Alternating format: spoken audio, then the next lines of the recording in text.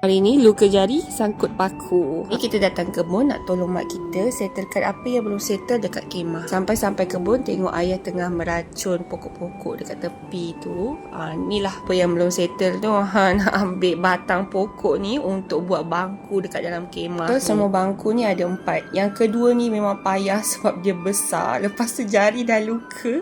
So tak boleh pegang dengan betul. Ni berehatlah sekejap. Ini bangku yang terakhir. Ini pun berat juga. Sebab dia tinggi sikit kan. So sangat memerlukan tenaga yang kuat. Ni sebenarnya terkena dekat paku yang berada dekat pokok sebelah kemah. Berhati-hati macam tu lah. So ini kemahnya dan ini dalam dia. Biasa-biasa je lah. Asal boleh berteduh daripada panas dan rehat sekejap sebelum balik. Sebelum balik, mak kemas-kemas kita kebun dan kita tengok pokok-pokok yang ada kat sini baru nak tumbuh. Pokok cekor, pokok kunyit, pokok halia. Ni pokok jagung. Sebelum balik, kita ngeteh dulu. Terima kasih sebab menonton. Bye.